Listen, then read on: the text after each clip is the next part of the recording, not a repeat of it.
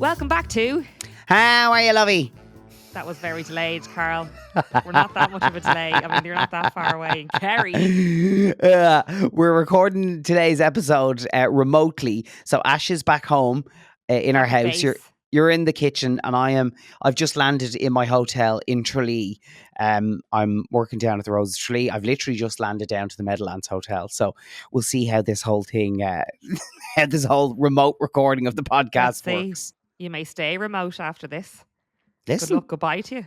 I'm looking at an absolutely delightful looking free That's bed my there. Point. That's yeah. I can't wait.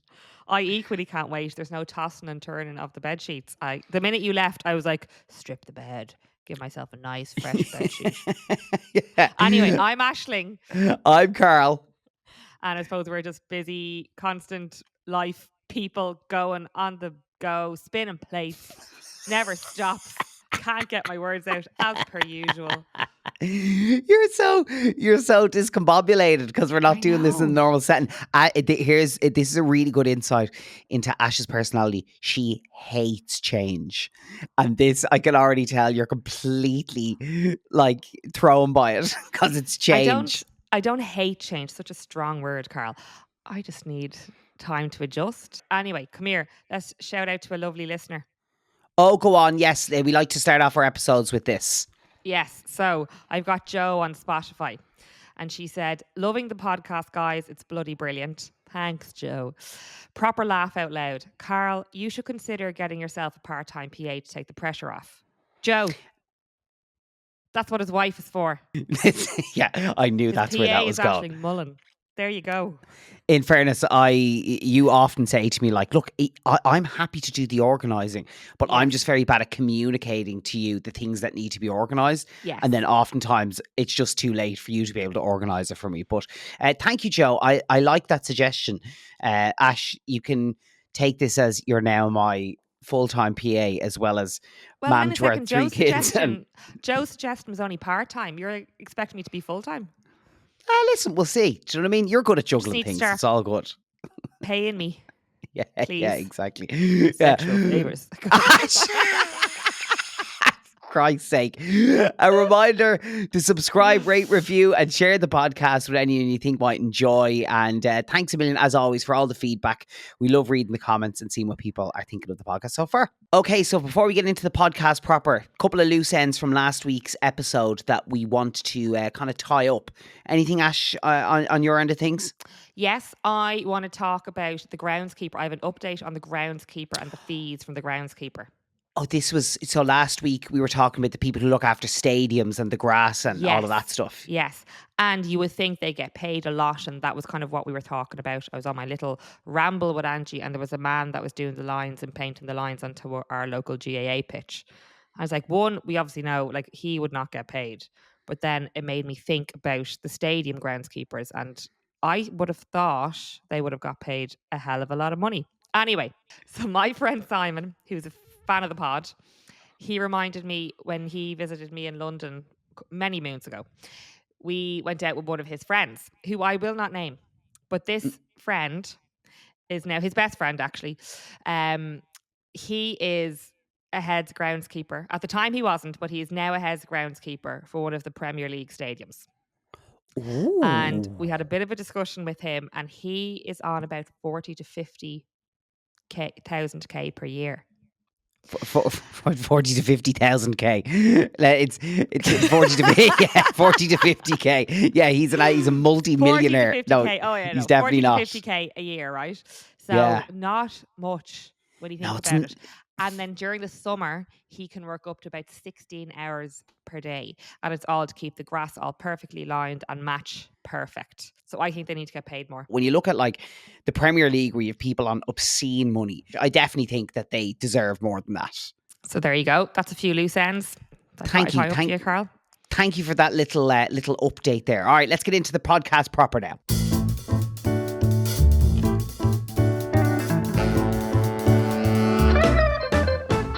How are you, Lovie? How are you, Carl? I'm good. I'll be honest with you. Like, well, it was a real mixed week. I know that you're going to get into one of the parts of our week, so I won't talk about Yes. that. But we did have a Yes. lovely, like, wholesome part of the week in that Ayla, who's our middle baby, she turned 2.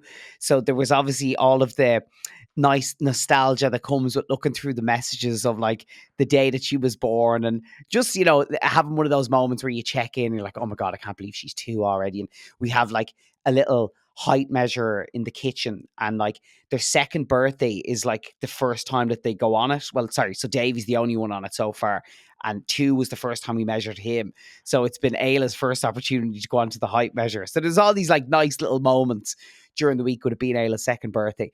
But then obviously it was a bit of a mad week as well, because I was doing all the usual kind of work with the breakfast show, but then I've been getting ready for this Rose of Tralee gig, which is All right, Mr. Yada yada yada. well, sorry, I'm just here looking after the house. Well, the thing is, like at the time we're recording this, I haven't done the job. So when this comes out, it'll already be done. So I'm still in the state of, I really hope I don't make an absolute balls of this. So I'm just like, I'm currently shitting myself trying to get ready. Break a leg before you even get onto the stage. Go on. No, yeah, I'll be all good. You know me, Ash, like I'm real one of these people who, whenever it comes to starting something new, I nearly won't enjoy it first time around, because I won't be happy until I know I'm happy with the job that I've done. So because it hasn't happened yet, I'm just a bit like, ooh. I'm also kind of worried for you, because normally when there's something new, we don't have time to think about it. You just go straight into it and you get it done. Whereas this time, because you're staying in your hotel, you actually took a lovely train ride down. So you've had a bit of time to yourself. So I'm wondering, are you in your head more? And is that affecting you more this time? Yeah, possibly. Like, sorry now if I've just put it into your head. No, it is funny when it comes to these things. Like you can actually overthink it too. It's same as any of you listening. I'm sure if there's something coming up, if there's a job you're doing, if you have too long to think about it, you can overthink anything. So yeah, I'm just, do you know what, Ash? Now that you've said that, what I'm going to do so I don't overthink things, I'm going to treat myself to getting into bed and doing nothing for the evening. And it's for the good of the job that I'm going to do. Do you know what I mean? It's fine. Are you going to get room service? You going to get room service? Ash, you might hear a knock at the door. I've ordered room service already. Oh, what have you ordered? I've timed it for when we finish recording. I ordered a burger and chips. Yeah, I'm dying for it. Yeah. Oh. It's one of those hotels where there's like a packet of Lily O'Brien chocolates on the bed waiting for me, and then so not even part of the like the Rose of Tralee. No. Stop. Okay, sorry. If you mention Rose of Tralee one more time, Carl Mullan, am in Rose of Tralee. No, not even part of the mini bar. Like, as in they're like a nice little box of chocolates on your pillow. Oh, literally sitting on your pillow, ready to go. Jesus, come on. So I'm going to lash into them after my burger as well. Sorry now. So, yeah. Would you not think of bringing them back to your beloved wife? Your part-time, full-time PA. Yeah, I'll see. I'll see what. Okay, I'll eat any of the ones that have white chocolate on them, because Ash can't eat white chocolate. So I'll see what's left after that. Makes me shit my brains out. Yeah, that's true. There you go. So other than that, I don't know if I mentioned I'm doing the Rose of Tralee gig. All right, but Carl. that's my crap. I mean, sorry. The show was about these women, and probably like Catherine Thomas and Dahi O'Shea, but Carl's like, I are in Rose of Tralee. Are you glad to be back down? I mean, you were down there many moons ago. You were down there for the you were down there as an escort. I was in 2016. I was an escort. I was an escort. It started off as a bit of a joke within 2FM, and then they were like, would you go down and do it as a reporter? And it was just one of these ideas that took legs. But I remember doing it, and actually when I applied for it, we weren't with each other. But then when I started it, we actually weren't with each other officially, but we just started seeing each other. And I remember thinking to myself, we hadn't even started seeing each other. We had rekindled our friendship. Yes. And I was like, is something going on here? That's what it was. I felt like there was potential for something to happen. That's exactly what it was. I felt like there was potential for something to happen. So Carl was like, I am not putting my phone down. She's on night shift. I'm going to keep texting her. So you probably got about 3 hours sleep all week long. The whole week, we were on the phone the whole time. And it's gas, because I like look back on it now and I'm like, I spent 26 years single. And of course, 2 weeks before I go as a Rose of Tralee escort, that's when, like, you know what I mean? It's Aisling it decides. looks like it's gonna rekindle. Aisling decides to show interest. Exactly, yeah. But it's, you know, funny And enough, sure, aren't you the better of it? of course, I'm the better of it. I knew it was all going to work out. Oh Speaking of it yeah. working out, there's a lovely story in relation to the year I was a Rose of Tralee Yes, escort. go on. A guy called John Slowey, who was an escort the year that I did it. The Rose of Tralee who won that year, the Chicago Rose, Maggie McEldowney, they years after the festival got with each other and they just got married this year. Isn't that so nice? Did he give her the shift while they were at the Rose? Not that I know of, but I wouldn't know because I was too busy back in my room texting you. How are you, Lovie? How are you getting on? Well, I am still on a high. I'm on a champagne supernova high. I will go as far as to say probably the best concert of my life. So, in case anyone has been living under a rock or doesn't know what's going on, we were at Oasis at the weekend. Yes. And Ash, I have to say now, it was. I know people can be annoying when it comes to these big gigs and nearly over-egg them, but that was. You kind of knew you were at something very special. We were there the Saturday night, and Jesus Christ, I've never experienced anything like it. Never in my life. And I just remember, I suppose, if I think of like kind of big concerts, big hitter concerts that we've been to in the last couple of years, but there was Coldplay, there's been U2. My favorite would be Pink. I was at Pink. I love Bon Jovi. And I remember looking at the standing area. Yeah. And all of those concerts, you'd see gaps or people were sitting down or there was always space to move for these sold out concerts. Last night, the whole pitch was full. Yeah. Like you couldn't see any white patches. It was all the way to the back. And from the back to the top to the sides, everyone was glued. There were very little phones. Everyone was engaging with the lads. It was, I keep saying like it was euphoric. It was amazing. That was it. That was it for me as well, because like obviously everyone was excited to go and see Oasis, and like a band that, like, whether you're a big Oasis fan or not, like everyone knows their songs and recognizes them. But like regardless of being excited to go and see Oasis play and like sing the songs or hear them perform live songs that you love, for me it was like it was the joy around the place. And I know that sounds a little bit, it sounds a little bit airy fairy, but like the truth about it is there's just like, there's a lot of shit going on around the place, and it's actually easy to get a bit dragged down by it. And it was just one of those moments where you're like, oh my God, people are decent. Everyone was so sound. Everyone was there to just have fun. There was one bit where I looked down. We were in the upper Cusack stand, right? And I looked down, and to say like not an ounce of trouble, nothing. But there was a girl, and she was being carried to the medics tent, right? She kind of had her arms. Yes. She had her arms around one of the medics, but she wasn't pissed. You could see what had happened. She was limping, and even just in the split second that I saw her, she had been obviously given it socks and had rolled her ankle. She probably snapped her ankle. Yeah. I mean, we've all been there. I've done it.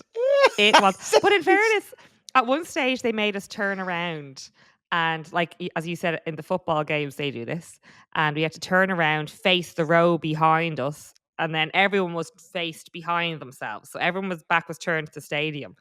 Like when you think about it, so many people could have tripped backwards when they were doing that. So they just started on such a high. It was amazing. When we were in the middle of the gig, Ash, I could see every so often was kind of looking, and do you know when you can tell someone's eye has been caught by something? And every so often it kept happening.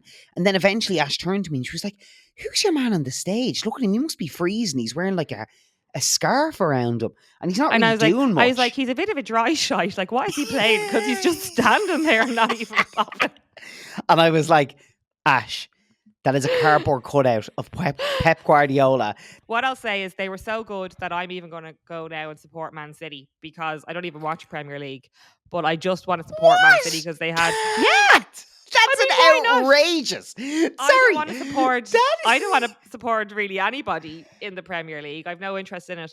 But I just fell in love with Man City purely off the back of them having the big emblem behind them on the stage. So I That just think is I've got a bit of an interest. I mean, I wouldn't mind a Man City jersey now. I was looking them an up today.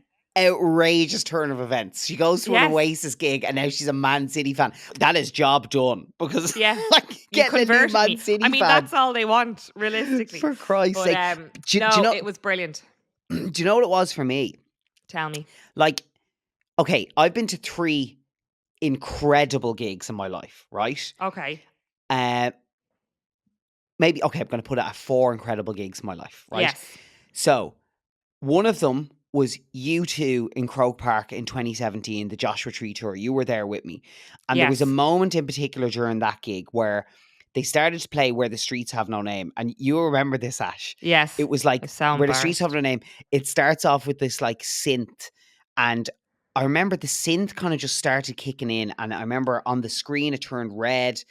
And it was like this moment where the whole stadium was like, let's fucking go, right? And I don't know what happened to me, but honest to God, spontaneously bawled my eyes out. I know, I was so embarrassed. You know, and I was like sobbing.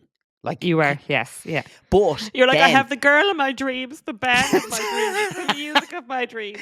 Oh, Ash, it got even better. Do you remember what happened then? So it kicks into Where the Streets Have No Name. The place is and the absolutely planes rocking. flew above, yeah. And then it's going into the chorus. It's like, Where the streets have no name. And lads, I shit you not. At that moment, 3 planes fly over the stadium with green, white, and orange smoke coming out of them. So it was like, Where the streets have no name. I full on almost shit myself on the spot. It was magical. So that's number 1. Okay. Yes. Number 2, I'll say joint number 2 are the 2 times we've seen Coldplay there. Yes. They were incredible as a light spectacle and as a gig, absolutely brilliant. Yes. But just Oasis, for pure rock and roll, it's made me realise that's what rock and roll is. There was no nonsense. There was no gimmicks. It was just a crowd full of people having the crack and singing to some deadly songs. And that was it. It was magic. And I also was thinking, like, you know what, the youth of today really need to listen to Oasis, like their lyrics. Do you know? I mean, the master plan, and I'm just like, do you know what? Suck it up. Listen to the master plan, and life will be fine. You'll be grand. We're all part of something bigger, like, do you know? We all But probably yeah. need to be a little bit less sensitive, says the fella who just talked about bawling his eyes out for I the know. streets have no name. And so, speaking of you bawling your eyes out, I just have this thing, or maybe I'm like scarred. What do we call it in yoga? Samskara, where you're scarring. But Oh, Jesus, you at concerts, Carl, you honest to God, give me such an ick. Carl does not know how to exist, how to stand, how to dance at a concert. The man who is a radio broadcaster does not know how to be at a concert. No, I don't know. You just don't know. Like, I mean, your dance moves are amazing. I mean, they're fantastic.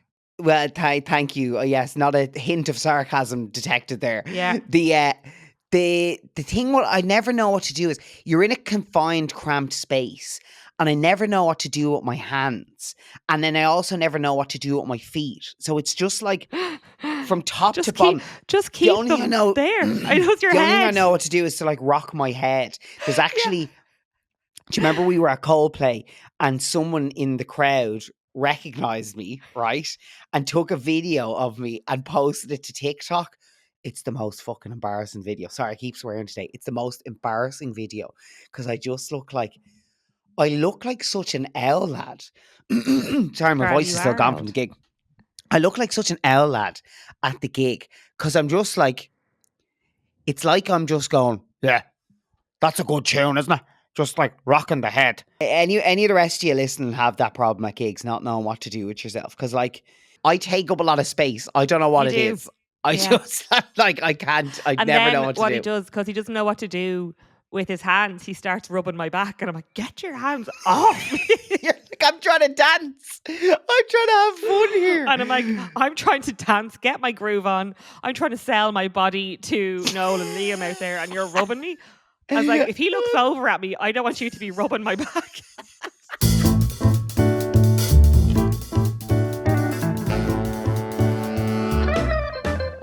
Right, mulling it over. This is the part of the podcast where we just bring something to the table, something that's caught our eye, a deep dive we've done on something, an article we read online, or just something that's out there that we want to discuss. Sorry if you weren't at Oasis, but I do hope that this is going to be interesting anyway. I have to bring it back to Oasis for a minute, okay? So, one of the things we both experienced at Oasis on Saturday was when we were outside getting a drink at one stage. We were chatting in the queue, and I got a little bit disorientated at one stage. And you were like, "Yeah, all right." And I was like, I thought I was getting dizzy. I was like, what the hell is going on? And then I realized what was happening. The stand was shaking. It was bouncing up and down. Lads, it is... I've never experienced an earthquake, but it must be the closest you could ever come to being in an earthquake. We were in the upper Cusack stand, and I swear to God, the stand was bouncing up and down.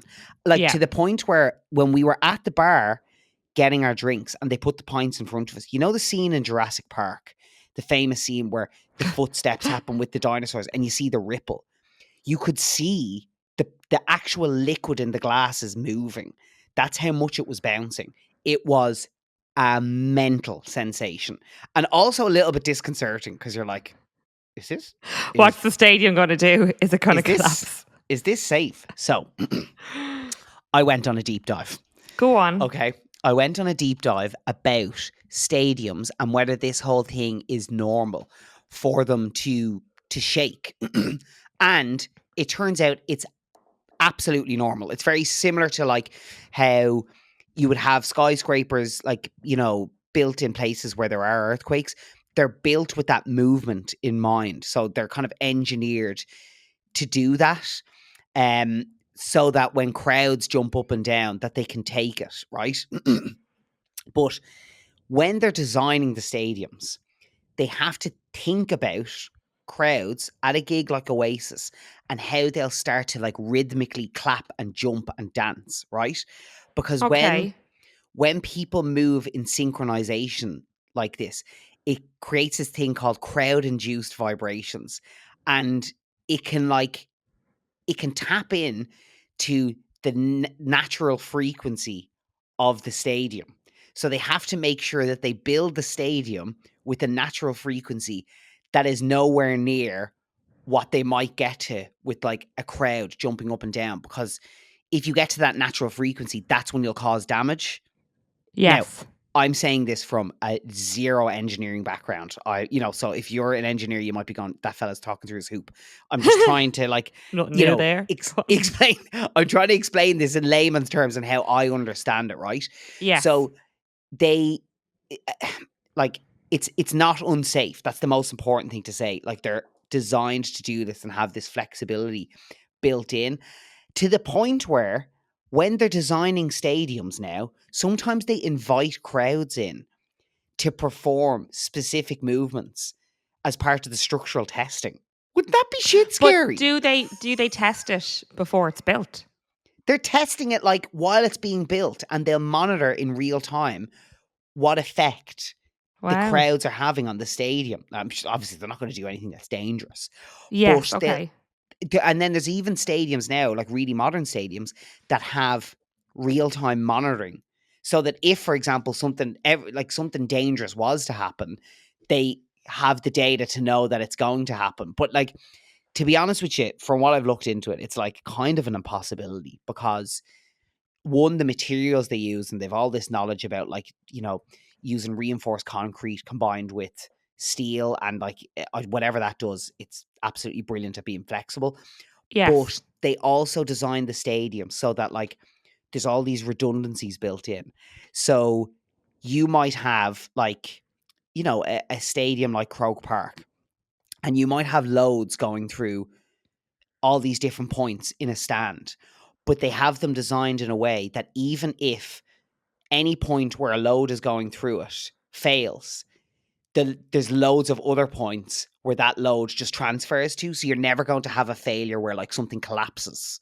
There's Okay. all these like different redundancy features that are built in. So anyway, I just wanted to share that with people because I know there's a lot of people who are at that gig, or there's people who've been to All Ireland finals at Croke Park or whatever it might be, and they've experienced that, the kind of stadium shaking, and they've been very put off by the whole thing. Yes. I'm here to tell you that it's designed to do that, It's and it's designed. absolutely Because safe. it's So we're funny, good. you can't, like, I couldn't feel it inside at all. It was only when we were out, like, going to the toilet, Yeah, or getting drinks, whatever. And on that note, the go on. stadiums need to sort out their queues. Oh, geez, yeah, yeah, The big time. queues were a killer at every Oh, stage. they. I at one point was like, the queue was so bad. I was like, "There's the first aid room over there. Do you want to like just knock into them and see if they've got a toilet?" I was like, "I used to do the John's ambulance. Surely there's someone I know who could be like, here, this is my wife. She needs to take a piss." Carl was like, Aisling, you're on your period. I'm sure that's something they can do, help you out with there. So Like, Carl. I wasn't going there. I was going to wait till you brought it up. I was like, shut up, Carl. I was like, God's sake. surely that's a form of a medical emergency that you need to go in Oh, and Carl. change something. Well, I'm telling you, if you had a period, I'm sure you'd probably tell the whole world.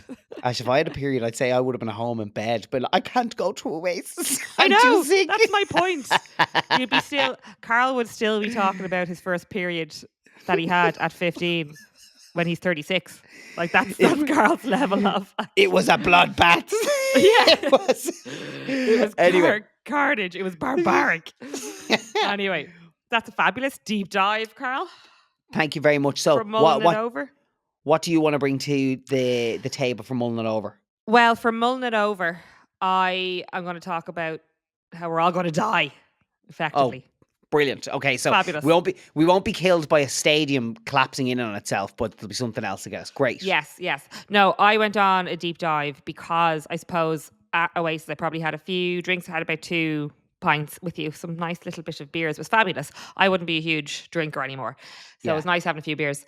But then it got me thinking, because I quite like not drinking. I'm enjoying it. I've enjoyed it now for the last couple of years. So I suppose I kind of just took a deep dive into the consumption of alcohol and effect it has on your body and things like that. And I suppose there's a lot of people in the media now that you've heard that don't drink. Yeah. So like that, I could take it or leave it. But anytime I do have it the day after, whether it can be a lot, whether it be a little, I never feel great after it. So I'm like, right, is it for me? I'm constantly toying with that question. Anyway, there was an article that I read in the Telegraph in the UK newspaper, and it said 36 to 46 are the most critical years for our future health. So anything up to our mid 30s we can reverse. And the reason why this kind of statement has come out in the tip of the headline is because they're looking at alcohol consumption solely around the point of view that there's a massive increase in people our age, so men and women of our age, with an increase in bowel and breast cancer, which they would see as like older people. Right. Diseases. Traditionally, they affect older people. Okay. Yes. So they're trying to figure out, and the research has shown that it's the high alcohol consumption. As we get older, our ability to metabolize it gets weaker, gets less. So we can't break the alcohol consumption down, and it affects our body in other ways. So yes, there's other things that it brings on, like our body ages quicker then. So there's a thing called your senescent cell. So that's all about your aging cell, and you can't really ever get rid of them. So they kind of cause inflammation and everything within your body, within the cells, and therefore you get kind of a higher increase of these diseases then. So they're trying to figure out, how do we stop the increase in this, the growth in these cells, and the increase in these diseases, the incidence of these diseases. And they're kind of saying your 36 to 46 block, that decade, is the most important to predict our future health. And I suppose the main thing about the article, interestingly enough, is that age bracket for most of us, most of our friends. I mean, that's the busiest time of our lives. Like, we're in that right now. when you think Yeah. about it. I mean, we're working our hardest, we're the busiest in our careers, we're caring for our parents, we're caring for our grandparents, we're in that, like, what do they call it? The sandwich generation. Some of us are also looking after kids. We're under financial stress. We're trying to get on the property market. We're already on the property market. You're talking about your mortgage rates. There's driving, there's insurance, there's everything. You're burning the candles at both ends. So what they're trying to say is you're probably, you're being good, but then also to kind of cope with all of this, you're probably having your bit of drink and you're probably doing your smoking as well. But like, we don't smoke, but they're saying you have to cut that down and cut it out completely, which is fair enough. We don't do that. So I was looking into ways, and it does go through what you need to do. So, like, yes, less alcohol consumption, no smoking, but then it talks about your exercise. So not only do you have to do your high intensity training, it says you also have to have 150 minutes of just good exercise separate of your high intensity training. Yeah. Sweet So Jesus. I was like, Carl, we're going to die. Ash, I'm going to be honest with you. The day after I was out drinking at Oasis and I'm riddled with anxiety, this is not the story for me right now. Oh, good God. So interestingly enough, which I didn't know, the VO2 max testing. Yeah. So that is a measure of your aerobic fitness levels. And that's the best predictor of the future health. So we all need to go get VO2 max tested. I'll say that much. Our physio guy called Dara. Did you just watch his? Yes, yeah. He does VO2 max. He did one with me. Yeah, but he's also doing a raffle at the moment. Did you see that? Oh, no. As part of his running community to kind of make runners more sustainable. So to prevent further injury, he's like, we need to be doing these VO2 max, what do you call them? Fitness tests. So he is starting a raffle every month once you're part of his community, which is a very clever idea. So find DC Fitness Physio on Instagram, join his raffle, and he might get an LVO2 max fitness test. Dara's a great guy. He's a really fantastic. Good guy. He's the most approachable physio and practical physiotherapist I have had. Yeah. So he makes my body tick again. Thanks, Dara. Jesus Christ. The insinuations with some of the things are so unnecessary. Anyway, back to my deep dive, right? Yeah. And then the next thing then is diet. And I suppose this is, that I'm all about this, because my bugbear is all about our Paneth cells. So your Paneth cells protect your microbiome of your gut. So in our house, notions about us, but I'm all about having the organic food, as much organic food as we can. We cook everything ourselves. So less refined sugar, your lean protein, not even lean meat. So all your pulses, your plant-based protein. And the main thing is about protecting that microbiome of your gut. So that keeps the hormonal turbulence. So when we reach 30, 40, so both women anyway will have a reduction in their hormones, which kind of tips them over into menopause. And then men also have a reduction in their testosterone. Carl, did you know that? There you go. I've actually heard that with some men, like a lack of testosterone, it can be very detrimental. Like it can be really damaging. So they're kind of saying, like, to keep the hormonal balance in your body, keeping that microbiome in your gut is the most important component. So like your fermented foods. And then top of the scale, which we do not get enough of, Carl, what do you think is one of the most key things to helping us stay alive between our 36 to 46? What? Sorry, hold that thought. My room service just arrived. 1 second. Oh, look at you with your silver bowl. So hang on. I left you on a cliffhanger there. So what's the food I'm not getting enough of? Because my guess is none of it is on this plate. I know. That's what I'm laughing at. We're both going... let's have a look at your burger. Okay, yeah. So obviously, if you're listening to this, you can't see it, but maybe if you're watching this on YouTube, you might be able to watch along. So I will reveal what's on the plate, and then you can tell me if what I'm looking for is on it. Okay. That is a dirty burger. Oh, they've given you coleslaw and everything. Look at that. Coleslaw, onion rings, lovely melty cheese. Oh, this looks savage. Right. Oh, Ash. Sorry, now go on, make me feel guilty then. Right. Talk to me. Well, it actually wasn't to do with food. The one thing we're not getting enough of in this house. Sleep. Oh.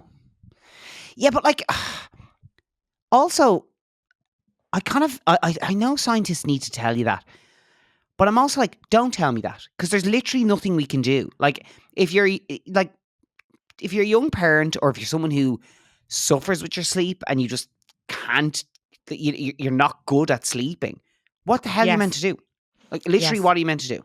You're just I going to don't wanna die know. early, effectively. Good Exactly, luck but to you. I don't want to Goodbye. know about that. I'd rather just not know it's coming. Do you know what I mean?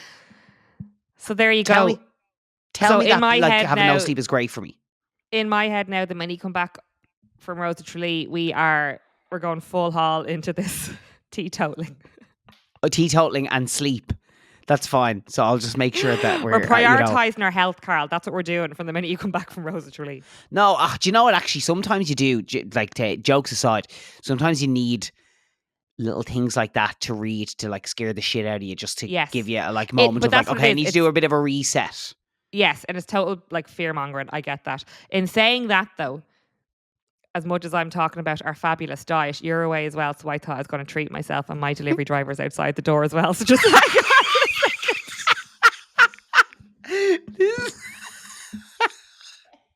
That's so funny.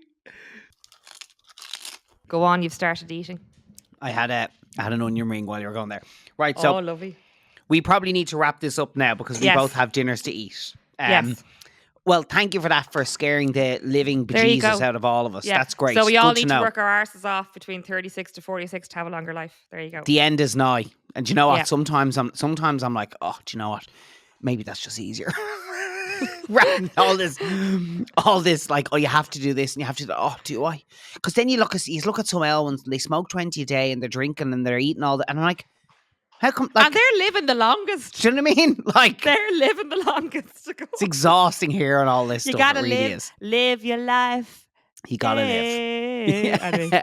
Right. Well, let's leave it at that for this week. Yes. Obviously, we'll be back to normal for next week. I tell you Go on. what. Now that we've both kind of, we're both kind of having like secret pleasures, right? Dirty pleasures tonight, because you're having your room service and I'm having my delivery. I want to know from the lovely listeners, if they are on their own and they're in their space, what do they like to do to treat themselves? That's what I want to know. You are gonna get some funky answers to that. I know. I want to know, though. So I want to know what you do or what you get. Maybe not what you do. Maybe what you get to treat yourself. Okay. Anyway, don't forget to subscribe so you don't miss another insightful conversation from myself and Carl next week. Yes. Thank you so much for listening. We'll be back with a more normal episode next week. But Yes. this was good crack. I'm glad we got to have a catch up anyway, even though we're on different sides of the country now. Yes. Listen to me now. Go enjoy your food, Lovie. Thanks. Listen to me now, embarrass Ash. I love you. Oh, I love you too. Sweet dreams. Bye, sweetie.